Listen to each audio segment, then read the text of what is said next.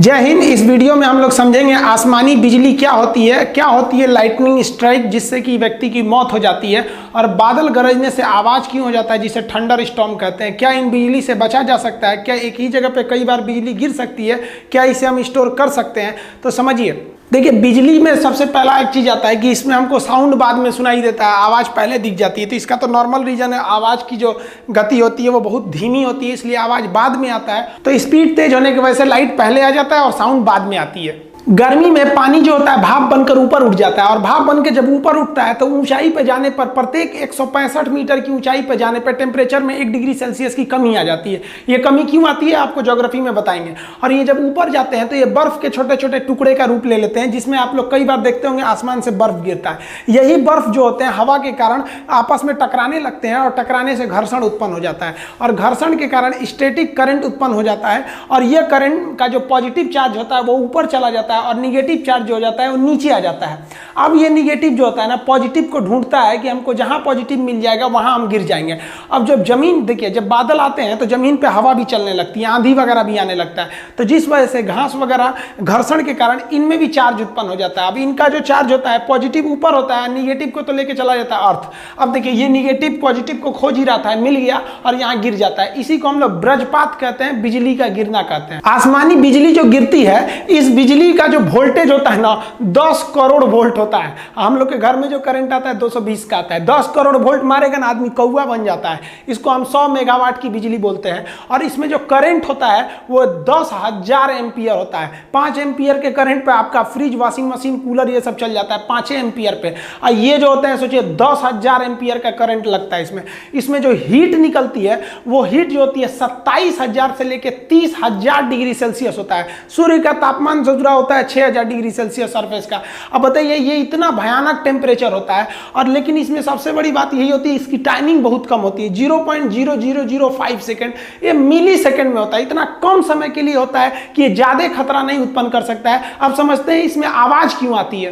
देखिए, जो लाइटनिंग होती है, ये बिजली होता है, इसका टेम्परेचर तो 27,000 यानी लगभग 30,000 डिग्री सेल्सियस होता है। और हवा में जो बारिश की बूंदे होती हैं वो तो ठंडा होता है, तो ठंडे के पास गर्म चीज को ले जाएंगे तो बहुत तेज आवाज करता है। जैसे गर्म रॉड को पानी में डालिएगा तो बहुत तेज आवाज करेगा। आप इसको किचन में देखते होंगे, तड़का लगाया जाता है ना, जब सब्जी उब्जी को छौंका जाता है तो तेल एकदम गर्म रहता है, और उसमें आप सब्जी डालेंगे तो हल्ला करने लगता है, ये पगला ही का एक डाला है जी, हम गर्म में ठंडा क्यों मिला रहा है, वही आवाज आने लगता है। तो यही जो होता है, बिजली जो होता है उसका टेम्परेचर इतना तेज होता है कि वायुमंडल की हवाएं जो होती हैं वो क्या होती है, दूर हटने के प्रयास करती है। क्योंकि जब गर्मी आता है तो गर्मी के कारण हवाएं दूर होती हैं। इसका टेम्परेचर इतना तेज होता है कि वहां पे जो हवा के पास जो नमी वगैरह रहती है उससे उसको वाष्प बना के उसको बहुत तेजी से हटाता है, जिस वजह से एक आवाज उत्पन्न हो जाती है। आसमान से गिरने वाली बिजली से बचने के लिए बेंजामिन फ्रैंकलिन नामक वैज्ञानिक ने एक लाइटनिंग कंडक्टर या लाइटनिंग रॉड का निर्माण किया था, जिसे हम तड़ी चालक कहते हैं। यह कॉपर का बना होता है।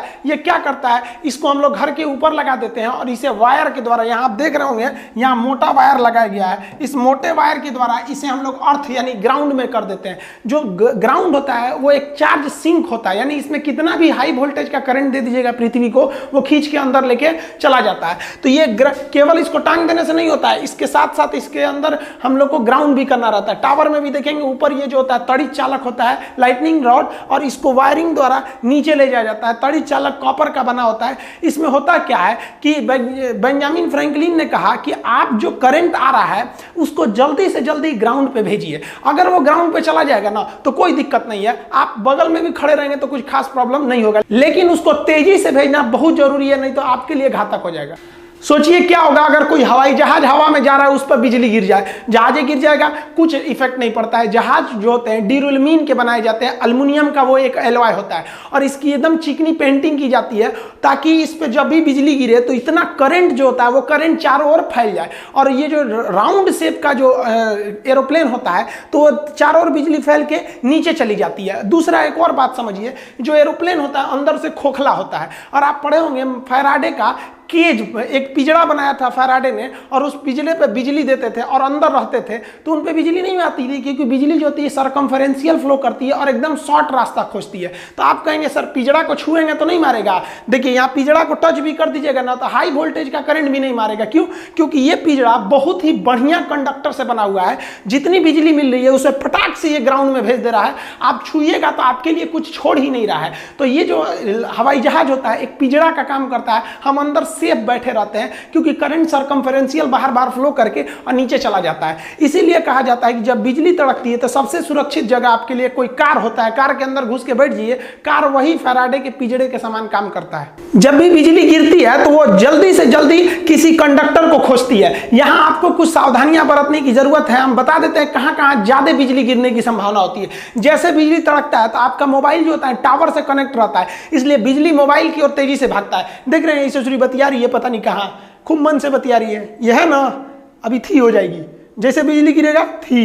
तो इसलिए जब बिजली गिरे ना तो नहीं कि छत पे बतिया, हाँ खाना खा ली, ये सब नौटंकी नहीं, अंदर रहना चाहिए, गिर जाएगा तो थे हो जाएंगे आप। पेड़ वगैरह के पास भी बिजली ज्यादा गिरती है। अब लोग कहते हैं दुधारू पेड़ के पास बिजली ज्यादा गिरती है। देखिए दुधारू पेड़ जिसमें दूध वगैरह होता है, जैसे बरगद को ऐसे मारिए तो हल्का हल्का दूध निकलने लगता है उसमें लिक्विड, तो दुधारू पेड़ से मतलब नहीं है। देखिए दुधारू पेड़ जो होते हैं ना उसमें ज्यादा भीगा होता है, वो जो भीगा वो ज्यादा होता है, इसलिए वो ग्राउंड से ज्यादा जुड़े रहते हैं। अब जो बिजली आ रही है वो ग्राउंड पे जाना चाहती है, उससे पहले ही आपको 20 फीट ऊपर पेड़ मिल जाएगा, कहेगा इधर से चलो ना। इसलिए बिजली गिरते समय या बारिश के समय पेड़ के नीचे नहीं रहना जाता है। जब बिजली तड़क रही होती है तो इस पर गिरने की संभावना ज्यादा रहती है। खाली मैदान में बिजली बहुत तेजी से गिरता है, इसलिए खाली मैदान में भागना नहीं चाहिए, वरना भागेंगे तो आप ही के ऊपर गिर जाएगा। खाली मैदान पे बैठ जाना चाहिए, उसको हम समझाएंगे। खाली मैदान पे भी गिरता है, खिड़की वगैरह पे मत झांकने लगिएगा, ऐसे लोहा का रेलिंग पकड़ के बहुत अच्छा बिजली तड़क रहा है, गिर जाएगा, इसी पे चल जाएंगे आप। यहाँ पे जो बिजली होती है वो तालाब के पास ज्यादा गिरती है, इसलिए बिजली के समय तालाब समुद्र के किनारे नहीं जाना चाहिए, क्योंकि वहां की बिजली गिरेगी तो ग्राउंड लेते हुए आपको भी चली आएगी वहां पर। ये टावर से हमेशा दूर रहिएगा। हालांकि टावर के ऊपर तड़ी चालक लगे रहते हैं, लेकिन उसके पास में भी उसका असर ज्यादा रहता है। वो इतना हाई वोल्टेज रहता है कि थोड़ा सा में आपकी जान ले सकता है। आपको एक और गलती नहीं करना है, जब बिजली तड़क रही होती है तो लोग छाता लगा लेते हैं। छाता का जो रॉड होता है, आप रॉड को पकड़े रहते हैं, आप जमीन पर रहते हैं तो जमीन से ये रॉड जो होता है ना ग्राउंड हो गया रहता है, और ये छाता को पकड़ के मार देता है करंट, बहुत तेज बिजली गिर जाती है। देखिए ये बकलोलिया पता नहीं किसका इंतजार कर रही है छाता लगा के, अभी जाएगी, हो धड़ाम से गिरेगा चल जाएगी। देखिए ज्यादातर जो बिजली गिरता है, हर साल इंडिया में लगभग 2500 लोग बिजली गिरने से मरते हैं, लेकिन ज्यादातर बिजली डायरेक्ट आदमी के ऊपर नहीं गिरता है, ये स्टेप पोटेंशियल द्वारा गिरता है। हम आपको अभी जस्ट पहले जो वीडियो बनाए थे जिसमें बताए थे बिजली घर तक कैसे पहुंचती है, उसमें स्टेप पोटेंशियल बताए थे कि कहीं करंट गिर जाता है ना तो आसपास के एरिया में वो करंट फैला देता है। तो ये जो स्टेप पोटेंशियल हो जाता है ना, जैसे इस पेड़ पे बिजली गिरी, अब ये राउंड वाला एरिया देख रहे हैं ना, यहां तक इसका एरिया है, तो आप इस पेड़ से दूर में भी रहेंगे ना तो बिजली गिरेगा पेड़ पर, लेकिन आप उसके स्टेप पोटेंशियल के एरिया में आ गए हैं, आपको मार देगा। तो ज्यादातर जो बिजली गिरती है वो स्टेप पोटेंशियल के कारण ही मारती है, और ये डायरेक्ट से भी ज्यादा खतरनाक होती है, इससे ही ज्यादा लोग मरते हैं। एकदम टिप के आदमी को खोपड़िया पे नहीं गिरता, अगल बगल में गिरता है, उसके रेंज में आ जाने से आदमी की मौत हो जाती है। बिजली गिरने से जो मौत होती है उसका ज्यादा इफेक्ट जो होता है हमारे नर्वस सिस्टम ब्रेन पे पड़ता है, और हार्ट और लंग्स पे ज्यादा असर पड़ता है। ये एकदम सीज कर जाते हैं और इसका धड़कना रुक जाता है, जिस वजह से व्यक्ति की मौत हो जाती है। अब कहते हैं लोग कि मेल जो होते हैं, पुरुष का साइन ऐसे होता है, मेल पे 80% बिजली गिरती है और फीमेल पर 20% गिरता है। आप कहेंगे ये चुचुरी कैसे बच जाती है सब, देखिए बचती नहीं से, ये तो अंदर रहती है सब, जब से पैदा होती है लड़की सब, तो वो तो लॉकडाउन उन सब के लिए पैदाइशी लॉकडाउन है। लड़का बाहर और घूमते रहता है, मरते रहता है, कभी एक्सीडेंट से मरेगा, कचरा के मरेगा, कभी पतंग लूटने में मरेगा, सब नौटंकी लड़कों के भरोसे है, तो मरेगा कौन? लड़की। देखिए ऐसा नहीं है कि बिजली का झटका जो लगेगा तो 100% मरिए जाएंगे। बहुत से लोग बिजली के झटके से बच जाते हैं। बिजली का झटका जब लगता है तो उससे एक आपके शरीर पर एक दाग बन जाता है, जिसे हम कहते हैं लिचेनबर्ग। ये जो दाग होता है ये पेड़ के जड़ के समान हो जाता है। आप देखिए इस तरह से दाग बन जाता है, टैटू टाइप का बन जाएगा, जहां लगेगा बहुत खतरनाक हो जाएगा। तो ये बहुत कम शॉट लगा है, या फिर ये कह सकते हैं कि बिजली का मेन हिस्सा दूर गिरा है, ये केवल उसके चपेट में आ जाने से इस तरह के दाग बन जाते हैं। कुछ लोग कहते हैं कि जहां एक बार बिजली गिर जाती है वहां दोबारा नहीं गिरती है, गलत बात है।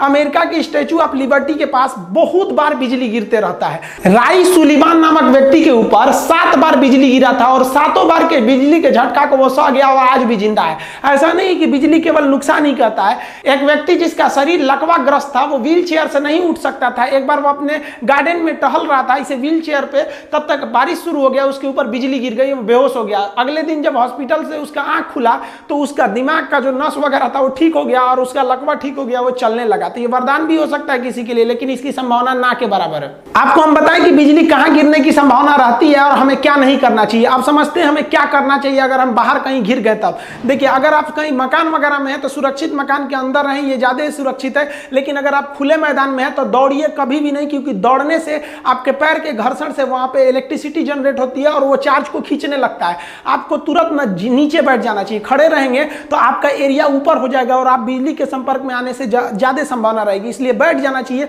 और कान ढक के बैठना चाहिए कि कान के पर्दे पर कोई नुकसान ना करे। और एक दूसरे से कम 100 फीट का गैप बनाकर बैठना चाहिए, क्योंकि एक पास बैठने से वहां पर चार्ज को खींचने की संभावना बढ़ जाती है। क्योंकि हर एक व्यक्ति जो होता है वो अपने आप में एक कंडक्टर होता है, इलेक्ट्रिसिटी को ले जा सकता है। इसलिए एक पास बैठिएगा तो बिजली आके गिर सकता है। दूरी दूरी पर बैठना चाहिए।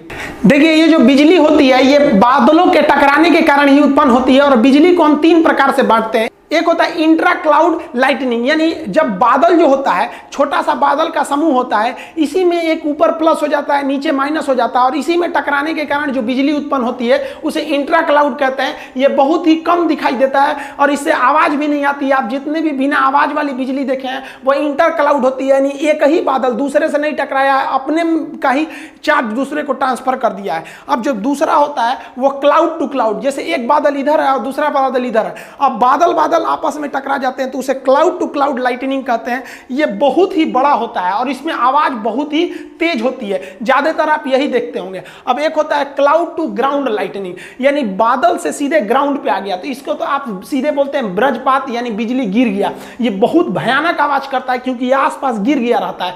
यही है, इसके बारे में तो हम आपको सब कुछ बता दिए। तो ये आप समझ गए क्या सावधानियां हैं, कहां गिर सकते हैं, कितने प्रकार का हो सकता है। नेक्स्ट वीडियो में हम समझेंगे कि राजनाथ सिंह रूस में गए और पुतिन ने उन्हें क्या दिया है और रूस से आया आईएल जहाज भारत के लिए कौन से हथियारों को लेके आया है। कुछ लड़कों का कहना है कि सर आप जो वीडियो बनाए थे कि चाइना को कैसे बाइकआउट किया जाए, चाइना के सामानों को बंदरगाहों पे क्यों ना फंसा दिया जाए, तो लोगों का कहना है कि शायद यही गवर्नमेंट ने सुन के ऐसा काम तो नहीं किया, लेकिन अभी इस पर कोई कंफर्मेशन नहीं है। लेकिन चाइना के जो शिपमेंट आ रहे हैं उन्हें चेन्नई और मुंबई बंदरगाह पर काफी देर तक रोका जा रहा है, वहां पर कस्टम के कारण। इसमें क्या हकीकत है इसको हम मिलेंगे नेक्स्ट वीडियो में, तब समझाएंगे। तब तक के लिए जय हिंद।